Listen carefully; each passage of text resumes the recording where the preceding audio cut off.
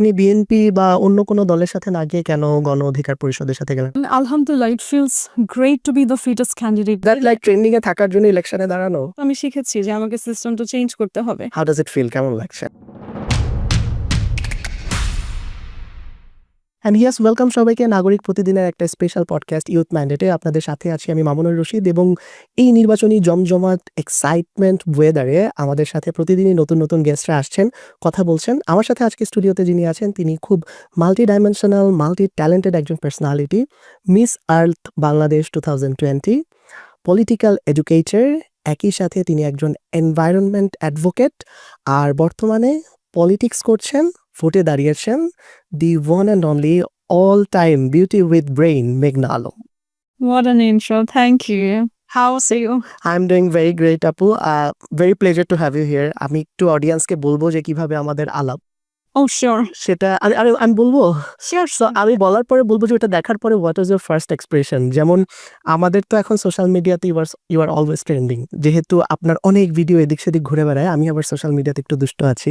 আচ্ছা। আপনার একটা ক্রাউন পরা ছবি ভিডিও, আমি ওটা শেয়ার দিয়ে একটু মজা নেওয়ার চেষ্টা করেছিলাম। তারপর ওখানে আপনাকে একজন মেনশন দিল, আপনি আবার দেখলাম ওটা রিপ্লাই দিয়ে দিলেন। আমি তো আয় হায় দেখে ফেলছে। So how was your expression? First এটাই শুরু করি যে নিজের ব্যাপারে যখন কোনো মিম বা ট্রল দেখেন কেমন লাগে? I think it's a democratic country. Everyone has their opinion. আর সবাই তো আসলে আমাকে personally চেনে না. And they watch the news or they watch some kind of a presentation and form their opinion. I enjoy all the memes, to be honest. In fact, আমাকে নিয়ে কেউ memes করতেছে না, that means I'm not trending that day, right? Oh my god. So every time someone talks about me, I see it as a progress for the day. তো কথায় বোঝা যাচ্ছে মেঘনা আলম অলওয়েজ ট্রেন্ডিং এ থাকতে খুব পছন্দ করে। So is that like trending এ থাকার জন্য ইলেকশনে দাঁড়ানো?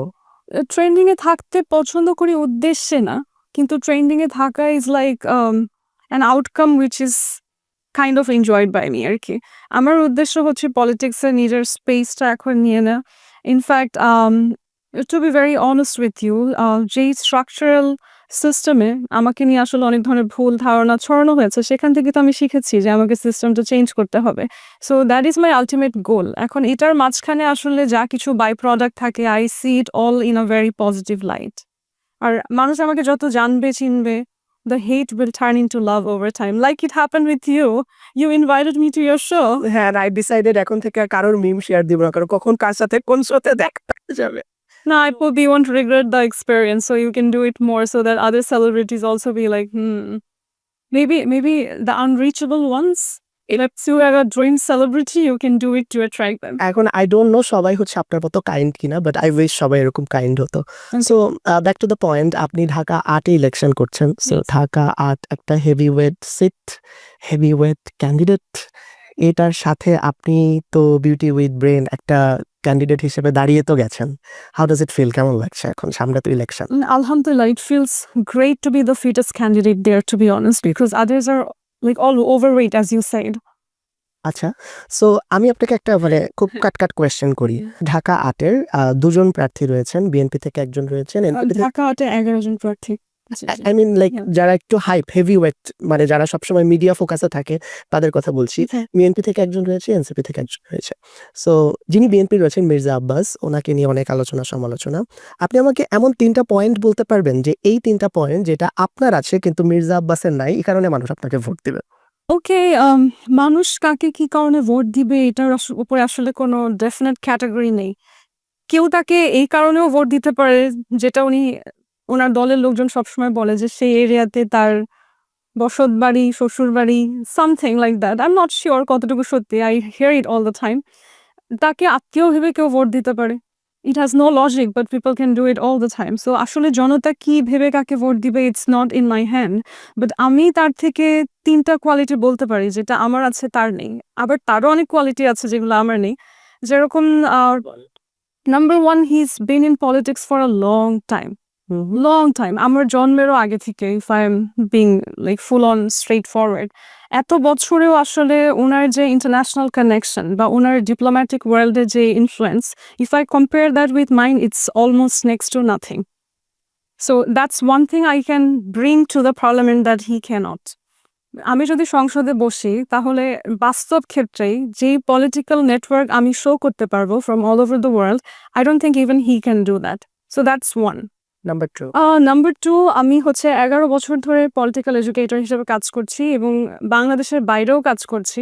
I have a lot of students from different parts of the world. So সেই জায়গাটাতে আসলে একটা থিওরিটিক্যাল নলেজ থাকার যে ব্যাপার, লাইক গভর্নেন্সের ক্ষেত্রে, he has experience over time, মাঠে কাজ করে মানুষের সাথে মিশে, উইচ ইজ ভ্যালুয়েবল। কিন্তু I also bring theoretical experience, which can sometimes, you know, be a little more useful in terms of running the country. So that's the second point. আর third one আমি যেটা বলবো সেটা হচ্ছে courage. তিনি অনেকবার সুযোগ পেয়েছেন। কারেজ নাই। তিনি অনেকবার সুযোগ পেয়েছেন। আমি অনেকবার সুযোগ পেয়েছেন দেশটাকে পাল্টানোর এবং আমরা দেখেছিও যে সেই সময়গুলোর পরে একটা দীর্ঘ সময়ে আমাদের দেশটা আসলে একটা, আমি বলবো একটা chaotic অবস্থায় ছিল এবং আমাদের ডেমোক্রেসিটা যতখানি হ্যাম্পার হয়েছে, তিনি যদি তার সময়ের সদ্ব্যবহার আসলেই করতে সক্ষম হয়ে থাকতেন তাহলে হয়তো এই chaotic স্টেটটা তৈরিই হতো না। এখন যে আমাদের তরুণদের আসলে এত আন্দোলন করে এবং আমাদের সবাইকে এত আওয়াজ তুলে আমাদের দেশটাকে ঠিক করতে হচ্ছে, এই বিপর্যস্ত অবস্থায় দেশটাকে কারা এনেছে? It's not always the enemy, it's also the neutral friend who's responsible there. So সেই ক্ষেত্রে আমার কাছে মনে হয় যে আমার উপরে যে ভয়ঙ্কর ধরনের আসলে মিথ্যা অপপ্রচার এবং মিথ্যা হচ্ছে ফেক মামলা, এগুলো দিয়ে আমাকে যেভাবে পরাস্ত করার চেষ্টা করা হয়েছে, সেখানে আমার এনিমি আসলে যতখানি শক্তিধর ছিল, আমি একজন নারী হয়ে, একজন পলিটিক্যাল ফিগার তখন তো ছিলাম না মেইন স্ট্রিম জায়গাতে, সেই জায়গা থেকে একজন সাধারণ নাগরিক হয়ে যেভাবে আওয়াজ তুলেছি, আই থিঙ্ক সেই ভোকালিটির জায়গা থেকে আই উড সে যে I am fur more courageous than হিম। এবং ইন ফিউচার যদি আসলে যে অন্যায়ের প্রতিবাদ আমি আমার নিজের ক্ষেত্রে করতে পেরেছি, সেটা যদি আমি আমার দেশের ক্ষেত্রেও করি, my country can advance like far better than it did when it was his time to act আর কি। সো মেঘনা আলম বলেছে মির্জা আব্বাসের চাইতে আমার সাহস বেশি, এটা কালকের headline.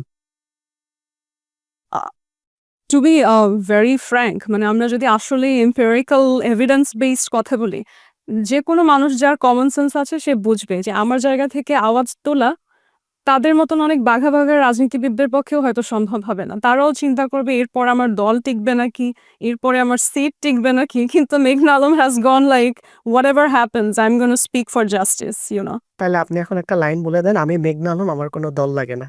No, no, no, not that. I value my political party. Okay. In fact, আমি যেই দলের সাথে আছি, হ্যাঁ, এটা একটা কোয়েশ্চেন যে আপনি বিএনপি বা অন্য কোনো দলের সাথে না গিয়ে কেন গণ অধিকার পরিষদের সাথে গেলেন? আর সাপোজ টু কাম এটার সাথে। আমি যেই দলের সাথে আছি আলহামদুলিল্লাহ আমার দলের অন্য কর্মীরা আমার মতন সাহসী।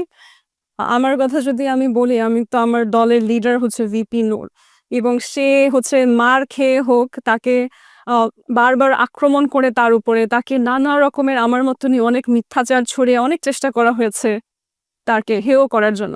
কিন্তু তারপর আলটিমেটলি হচ্ছে দেখা যায় সব আন্দোলনের শুরুতেও সে, আন্দোলনের পরে সবাই যখন বিচ্যুত হয়ে যায় যার যার জায়গা থেকে, তখনও টিকে আছে সে। সো আই আন্ডারস্টুড যে আমাদের সিঙ্কটা খুব ভালো হয়েছে আইডিওলজিক্যালি। তো আমি তো আসলে একটা ভালো দল চুজ করেছি এখন পর্যন্ত মনে হচ্ছে আলহামদুলিল্লাহ। So why would I not value it? অবশ্যই আমার দলকে আমি মনে করি আমার জন্য একটা প্লাস পয়েন্ট। ডেফিনেটলি। সো আরেকজন ক্যান্ডিডেট আছে ঢাকা আটে, নাসির উদ্দিন পাটোয়ারি, যাকে আমরা সবসময় হেডলাইনে থাকতে দেখছি অলমোস্ট বিভিন্ন কারণে। রিসেন্টলি ভেরি রিসেন্টলি অ্যান্ড শুরুতেও মানে যখন থেকে আমরা তাকে চিনি, the viral queen Meghna Alam has been replaced by he. So এই যে কুইন ভাইরাল মেঘনা আলম, সেটা না হয়ে ওনার ব্যাপারে আপনার অপিনিয়ন কি? হাউ ডু ইউ, ওনাকে কি করে পারসিভ করছেন আপনি? কারণ উনি কিন্তু বলা চলে যে ঠিক আছে, ওই যে আমি প্রথমে যেটা বললাম যে 11 জন প্রার্থী আছে, ঠিক আছে, বাট এই 2-3 জনকে নিয়ে কিন্তু সবসময় আলোচনা হচ্ছে। Okay. So how do you perceive him? কিভাবে দেখছেন তার কার্যক্রম এন্ড সবকিছু? আমি দুইভাবে জাজ করবো, একটা হচ্ছে অ্যাজ আ পলিটিক্যাল রিপ্রেজেন্টেটিভ, আর একটা হচ্ছে অ্যাজ আ ক্যান্ডিডেট। আমি যদি দেখি এমপি ইলেকশন কিন্তু আসলে একটা দলীয় নির্বাচন না, এখানে আমরা প্রার্থীকেই সিলেক্ট করছি। এটা এমপি ইলেকশন হচ্ছে মেম্বার অফ পার্লামেন্ট যে হবে সে ওই যে আসনটা, সেই আসনটাকে তো রিপ্রেজেন্ট করবেই, পাশাপাশি হচ্ছে পুরো দেশটাই পরিচালনা করার যে মেকানিজম সেটার অংশ হবে। সেখানে কিন্তু সে আসলে না তো এনসিপিকে রিপ্রেজেন্ট করবে, না তো জামাতকে, না তো কোনো ইসলামী কোনো সংগঠনকে, কিন্তু তার একটা ভালো আই উড সে যে পাওয়ার ফর দ্য টাইম বিং হচ্ছে সে এই যে কিছু দলীয় জোটের মাধ্যমে এসেছে। সেই ক্ষেত্রে হয়তো কিছু মানুষের ভোট সে হাতে নিয়েই এসেছে ধরতে পারি। কিংবা হচ্ছে জনসমর্থনের জায়গায় এতগুলো মানুষ তার প্রচারণা করছে সেটা তাকে সাহায্য করছে। So as a political person or representative, he has a lot of plus points. কিন্তু আমি যদি তাকে আমরা যেই জায়গায় এসেছি এমপি নির্বাচনের ক্ষেত্রে সেখানে আসলে একজন দক্ষ বা যোগ্য প্রার্থী হিসেবে দেখি, সেক্ষেত্রে আমি বলবো he should take some more time to groom himself. তার মধ্যে নিশ্চয়ই অনেক ভালো কোয়ালিটি আছে, দেখতেও অনেক ভালো, কিন্তু তাকে শিখতে হবে কিভাবে কথা বলতে হবে, তাকে শিখতে হবে কিভাবে চিন্তা করতে হবে, ক্রিটিক্যাল থিঙ্কিং অ্যাবিলিটি ডেভেলপ করতে হবে। এবং পলিটিক্স এমন একটা জায়গা এখানে আপনি আপনার প্রতিপক্ষকে আসলে একেবারেই হচ্ছে পরাজিত করে ফেলবেন। তাকে আপনি হচ্ছে তার পলিটিক্যাল জায়গা থেকে সরিয়ে ফেলবেন। কিন্তু কখনোই তাকে গালাগালি আক্রমণের মাধ্যমে করবেন না। You have to take the upper hand. You have to look like you are the superior option. সেই জায়গায় আমার কাছে মনে হচ্ছে উনি যেভাবে করে আসলে মানুষকে হাত করার চেষ্টা করছে খুবই নোংরা, কুরুচিকর মন্তব্যের মাধ্যমে, এগুলো একটু ফানি এবং childish for the seat he is looking for. না, হ্যাঁ, ডেফিনিটলি ওভারঅল। আর আপনি যেহেতু পলিটিক্যাল এডুকেটর, আপনি একটা প্রমোশন করে দিতে পারেন এখন নাসিরউদ্দিন পাটোয়ারির। যে আপনার থেকে এসে একটু কোর্স করে গেল পলিসি। যেহেতু আপনি বললেন সামথিং অনেক কিছু শিখতে হবে। ইউ ক্যান এটা দেখে চলেও আসতে পারে। আগামী দিনের রেজাল্ট কি হতে যাচ্ছে এটা আমরা জানি না। কারণ আমরা যেভাবে ভাবি যে we always hope যে may the fittest, may the best person win, but it doesn't always happen in democracy, to be very honest. দেখা যায় যে এমন অনেক অযোগ্য প্রার্থী আমাদের পার্লামেন্টের বিগত সময়েও ছিল, ভবিষ্যতেও থাকবে যারা জনতার সমর্থনেই আসবে। সেখানে আগামী দিনে কি হবে জানি না, কিন্তু তার যদি আসলেই ইচ্ছা হয় যে না আমি একেবারে প্রপারলি শিখবো, সেক্ষেত্রে he is more than welcome. I won't charge him, it's gonna be pro bono for him. Oh my God! এটা একটা huge offer for Nasiruddin Patwari. আচ্ছা, এবার একটা কন্ট্রোভার্সিয়াল কোয়েশ্চেন করি। আই মিন এটাকে আসলে কন্ট্রোভার্সিয়াল বলে কিনা জানি না। বাট এখনকার কিছুদিন আগে একটা শোতে ট্রেন্ড ছিল না? আপনার ইনকাম কত? আপনার জামা কাপড় যেটা পরে আছেন এটার দাম কি? এগুলো জিজ্ঞেস করব না। But No, you can. I would love to share because this is actually a gift from a brand. ওকে, ব্র্যান্ডের নাম বলা যাবে না। এটা না। মেয়েটার নামই বলি Kashfia, you know her? Oh yes. Kashfia Amini, yes, great designer and a friend. ও আমাকে বলছে ট্রাক প্রতীক, see she has হ্যাঁ, আমি ওটা embroidered a lot of truck in my dress. মানে আমাকে খুব আদর করে ট্রাক বানিয়ে বানিয়ে হচ্ছে ড্রেসে বসিয়ে পাঠিয়েছে। So I was like, these are lovely. I'm gonna use them during my promotion. Nice, perfect. ট্রাকের গল্পে আসবো। তার আগে একটু ওই যে বললাম যে ফাইন্যান্সিয়াল কোয়েশ্চেন করি। ইলেকশন করতে তো প্রচুর পয়সা কড়ি লাগে। সো মানে এত ফাইন্যান্সিং কোথা থেকে আসছে? একটু আমরা জানতে চাই। কিভাবে পাচ্ছেন আপনারা? Once you যখন ইলেকশন করবো ডিসাইড করি, even my parents were like, it's gonna be so expensive. Where would the money come from? আমি বলছি টাকা আল্লাহ দিবে, আমি দাঁড়িয়ে যাই। No, I was seriously like আমার যদি যোগ্যতা থাকে, আমি তো এখন বৈধ মনোনয়ন পেয়ে গেছি আলহামদুলিল্লাহ।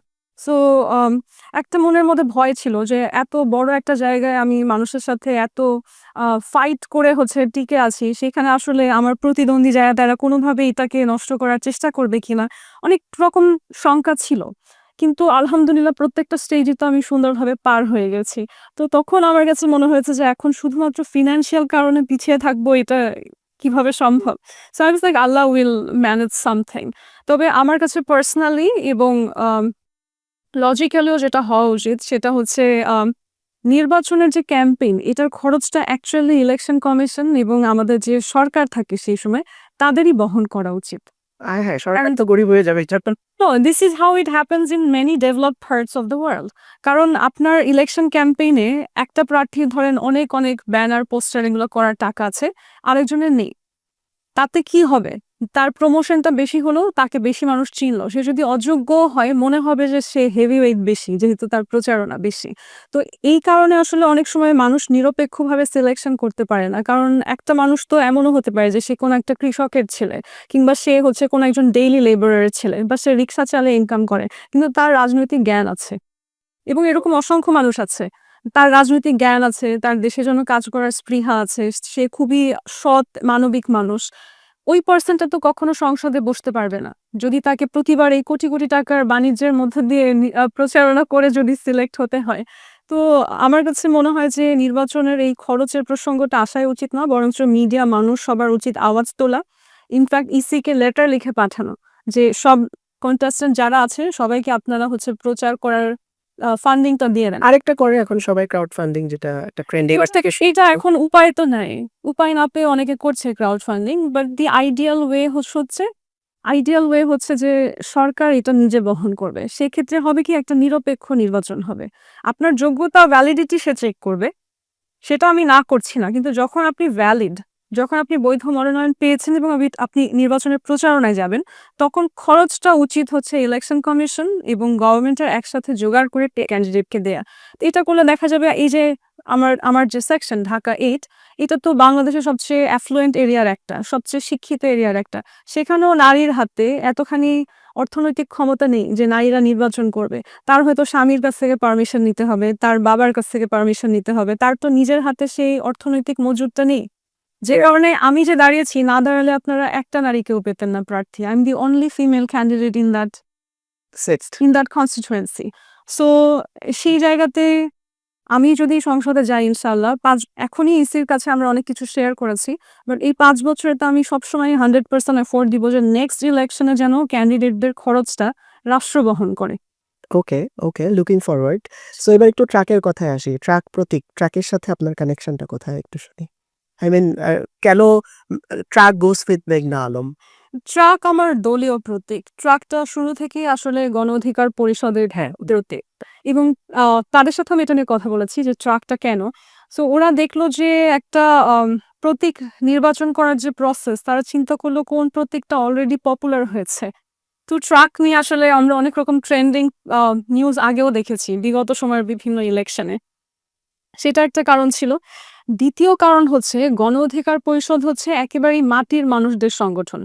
আপনি অন্য সব রাজনৈতিক দলের মতন এখানে আসলে খুব ব্যাংকের মালিকানা আছে বা বড় বড় প্রতিষ্ঠানের শেয়ার হোল্ডার এদেরকে দেখবেন না। হ্যাঁ, এখানে আপনি দেখবেন একেবারেই মেহনতি মানুষ, একেবারেই হচ্ছে গ্রাসরুটস পিপল আমরা যাদেরকে বলি, একেবারেই ছাত্র জনতা, একেবারে ইয়াং সেগমেন্ট অফ সোসাইটি। এই মানুষগুলোর রাজনৈতিক দল হচ্ছে গণ অধিকার পরিষদ। তো তাদের কাছে বা যেকোনো রাজনৈতিক দলের কাছেই যে গতির সাথে আমরা সামনে এগিয়ে যাচ্ছি, এটা একটা সিগনিফিক্যান্ট বিষয়। তো আমরা বাংলাদেশের যে আবহমান গতি প্রগ্রেসের দিকে, সেটা বোঝানোর জন্য সবচেয়ে এফেক্টিভ যানবাহন কি হতে পারে? ট্রাক। ট্রাক। সো বাংলাদেশের একেবারে ভিলেজ এরিয়া হোক, শহরে মানুষ হোক, একেবারেই হচ্ছে লোয়ার সেগমেন্ট অফ সোসাইটি হোক, তারা কোন যানবাহনের সাথে একদম পরিচিত বা which is a common segment for everyone, সেটা ছিল ট্রাক। তো আমার কাছে মনে হচ্ছে ওকে, ইটস ওয়ান্ডারফুল। পারফেক্ট। এবার ইট ওয়াজ আ গুড ডিসকাশন। বাট এবার কতগুলো ছোট ছোট প্রশ্ন করব, যেগুলো যেহেতু আপনি বিউটি প্যাজেন্ট থেকে একটা এক্সপেরিয়েন্স আছে আপনার, ওখানে এগুলা কোয়েশ্চেন ৩ বেলায় করা হয়। আমি ওই লেভেলের করব না, বাট কাইন্ডা ওইরকম কিছু কোয়েশ্চেন করব। সো মেঘনা আলম তো ফ্যাশন দুনিয়াতে ছিল, মেঘনা আলম জেলে ছিল, মেঘনা আলম ইলেকশন ক্যাম্পেইনে আছে এখন। সবচাইতে প্রেশার কোনটাতে বেশি? To be frank, to be frank. Winning a beauty pageant is way harder. আচ্ছা। মানে ৬, ৮, ১২ ইঞ্চি হিল পরে মেবি লাইক 24 আওয়ার্স এর মধ্যে 20 আওয়ার্সই মনে হয় কাজ করতে হয়, শুট করতে হয়, প্র্যাকটিস করতে হয়। ২০ ঘন্টা ১২ ইঞ্চি হিল পরে থাকা। That tax like immense strength. ওইটার সাথে ইলেকশনের কোনো কম্পারিজনই হয় না। ইলেকশন হচ্ছে মোর লাইক ব্রেইন ওয়ার্ক। এখানেও আমরা অনেক হাঁটছি, বাট আমি তো দেখা যাচ্ছে স্নিকার পরে বের হয়ে যাচ্ছি বা ফ্ল্যাট স্যান্ডেল পরে বের হয়ে যাচ্ছি। বাট বিউটি প্যাজেন্ট মানে ওই একটা মাস যদি ক্যাম্প থাকে, there is no other option than to wear 12-inch tiny pencil heels. It's much harder. Right.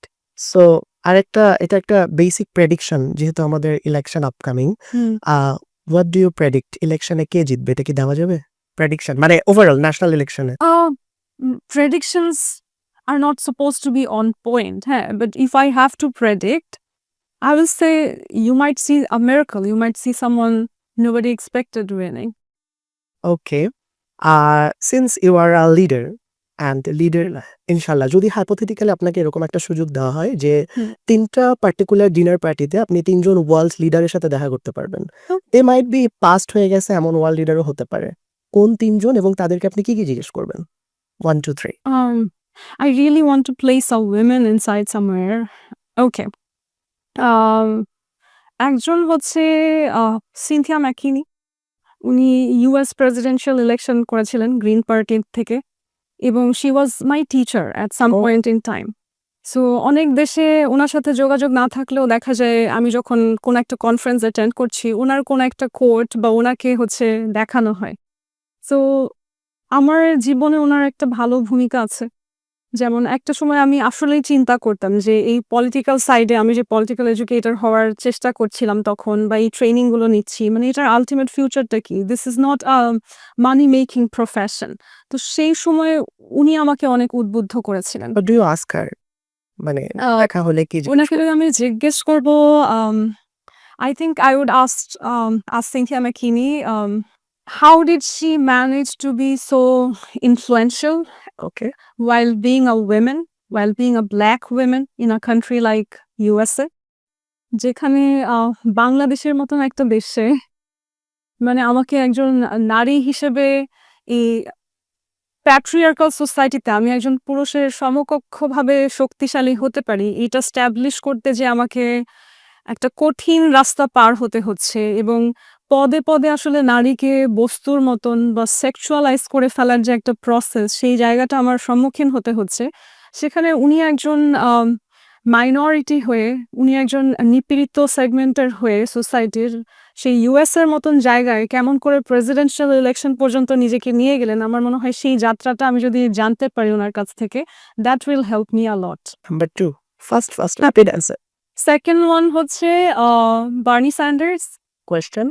Question হচ্ছে he is a friend of my father.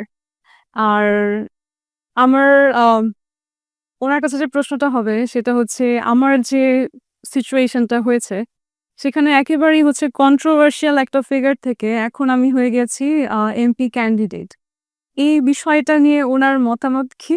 এবং আসলেই যদি আমি আমার নিজেকে পার্লামেন্টে একজন সদস্য হিসেবে রাখতে পারি, সেক্ষেত্রে আমার ভবিষ্যৎ দিক নির্দেশনা উনি কি দেবেন? কারণ আমি মনে করি যে উনি খুবই মানবিক একজন রাজনৈতিক ব্যক্তিত্ব এবং উনার পলিটিক্যাল ফিলসফিতে যেরকম করে ইকুয়ালিটির কথা হয়, হিউম্যানিটির কথাগুলো আসে, সেগুলো আমি বাংলাদেশে কেমন করে এপ্লাই করতে পারি? আর থার্ড ওয়ান কে হতে পারে? থার্ড ওয়ান হচ্ছে easy choice, it's gonna B Zoran Mamdani. Oh, wow. Um, not only that he is super good looking, but সে একটা পুরোপুরি আমি বলবো একটা ফ্রেশ এয়ার হ্যাঁ। in the segment of politics. Inspiration as well. Right. আমি তার অনেক ভিডিও দেখেছি আগে যে সে রাস্তায় দাঁড়িয়ে মানুষকে ডাকছে কথা বলার জন্য, কেউ আসছে না। অ্যান্ড নট লাইক ১ জন, ২ জন, ৩ জন, অলমোস্ট ১০-১২ জন মানুষ তাকে রিজেক্ট করে চলে গেল। হ্যাঁ? সেই Zohran Mamdani is in power now. Now everybody wants to take pictures with him, everyone is supporting him. তো ওর যে টিকে থাকার যে লড়াই, মানুষ রিজেক্ট করে দিলেও সেই কনফিডেন্সের সাথে নিজেকে আরো ডেভেলপ করা, যেই মানুষগুলো একসময় তাকে রিজেকশন দিয়েছে তারাই এখন অ্যাপ্রিসিয়েশন দিচ্ছে। এই যে মানুষের জনসমর্থনকে সে ইনফ্লুয়েন্স করতে পেরেছে, তার কাছে তো আসলে অনেক কিছু শেখার আছে আমার, স্পেশালি আমার। Definitely. I'm wishing you যে জোরান মামদানির মতো একটা মিরাকল বাংলাদেশে কোনো একদিন ঘটুক and you'll be the pioneer of that. Oh my goodness, amen. আমিন। আর নাম্বার 4 আমি একটা এড করি, you should meet Mariam Nawaz. You kinda look like her. R Oh, appearance-টা ওরকম। that's a huge compliment. Thank you so much. So একটা last question যেটাতে হচ্ছে আপনার লাইফ ফিলোসফি, লাইফ স্টোরি সবকিছু একসাথে চলে আসবে। Okay. থাকে না যে প্রত্যেকটা মানুষের তো লাইফের একটা লম্বা জার্নি থাকে। প্রত্যেকটা মানুষের লাইফে পাস্ট থাকে। পাস্ট হয়ে যাওয়া অনেক মানুষ থাকে। সো আপনি আপনার ইন্টারভিউতে বলেছিলেন আপনাকে প্রেমে ফেলা খুব কঠিন। বাট আপনি একবার যদি পড়ে যান তাহলে অনেক কিছু হয়ে যাবে। হ্যাঁ, অনেক খারাপ হয়ে যায়। I fall deep if I do fall. Yeah. I believe কি যে আপনার লাইফেও হয়তো এরকম পাস্ট হয়ে যাওয়া মোমেন্টস, পাস্ট হয়ে যাওয়া মানুষ আছে। এবং আজকে you are holding a place I must say. কেন কি ইলেকশনে জেতা না জেতা সেটা পরের বিষয়। You are on the track এবং আপনি যেটা করছেন সেটা অনেকেই কোনোদিন করে দেখাতে পারে নাই। সো আজকে আপনাকে দেখলে সেই পাস্ট হয়ে যাওয়া মানুষেরা কি বলে? আপনার কাছে কি কোনো মেসেজ আসে বা would you like to give them any message? I do get messages. Yes. I think they're in awe of, like they are all surprised hmm. watching what's happening. কারণ আচ্ছা, somebody, হ্যাঁ, let's not name someone. Somebody's intention was to harm my career. Hmm. Somebody wanted to prove যে if they disappear from my life, I'm gonna break into pieces, you know, and there's gonna be no more progress in my trajectory. তো সেখানে আসলে সেই person disappear করার পরে উল্টা আমি শুধু ভালো যে আছি তাই না, আগের থেকেও ভালো আছি। এটা তার জন্য নিশ্চয়ই হজম করা অনেক কঠিন। আচ্ছা। সো বাট বাট যখন আমাদের মধ্যে সেই আস্থার জায়গাটা ছিল, সেই সময় কিন্তু আমি আজকে যে রাজনৈতিক জায়গায় ভালো করছি, এটা উনারও একটা স্বপ্ন ছিল। মানে সত্যি যেটা। ইনফ্যাক্ট আমি যেই কানেকশন গুলোর কথা বলি, অনেক মানুষের সাথে আমাকে সুন্দর করে পরিচয় করিয়ে দেয়া, সেই জায়গায় তারও একটা ভূমিকা ছিল। সে অনেক শ্রম দিয়েছে আমার ক্যারিয়ারটাকে ডেভেলপ করতে আলহামদুলিল্লাহ। একটা সময় যখন ভালো যোগাযোগ ছিল। সো আমার মনে হয় যে আমি যেমন আমার পাস্টের নেগেটিভ ফিলিংস গুলোকে একটা সাইডে রেখে আমার জীবনটাকে সামনে নিয়ে যেতে পারছি। I hope and pray যে he would be able to do the same. Oh nice. She was also একটা সময়ে যাই হোক না হোক আমাদের মধ্যে ভুল বুঝাবুঝি বলি বা ঝগড়াঝাটি যেটাই বলি, একটা সময় সেও হয়তো আমার উন্নতি বা ভালো দেখে মনে করবে যে this is where I wanted to see her and she is living her life. I wish her well. Oh fantastic. I wish যে আপনার সামনের আপকামিং সবকিছু খুব সুন্দর হোক। একটাই রিকোয়েস্ট, লাইফে যা কিছু হোক এরকম চার্মিং থাকতে হবে সবসময়।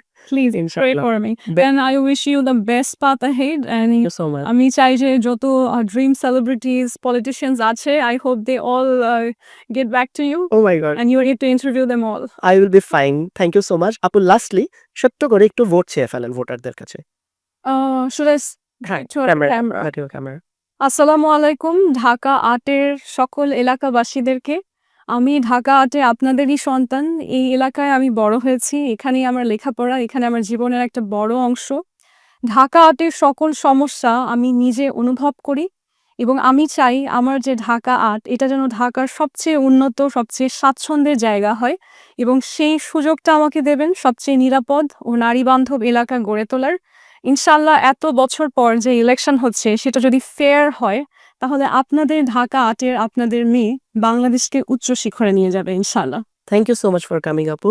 অলরাইট অডিয়েন্স, এভাবে চলতে থাকবে আমাদের youth mandate till the election. আর আপনাদের কমেন্টস সবসময় আমরা আমাদের সোশ্যাল হ্যান্ডেলস গুলোতে দেখি বিকজ আপনারাই আমাদের কাছে সবকিছু। আপনারা জানাতে থাকবেন কেমন যাচ্ছে আমাদের এই পডকাস্ট, আপনাদের কমেন্ট, কমপ্লিমেন্ট, আপনাদের চাওয়া পাওয়া কি, আমাদের কমেন্ট বক্স সবসময় আপনাদের জন্য ওপেন। অ্যান্ড ডেফিনেটলি সাবস্ক্রাইব বাটনটা ক্লিক করে দিতে হবে। রাইট টাইমে আমাদের শোটা দেখতে হবে। আজকের মতো সাইন আউট করছি। See you soon.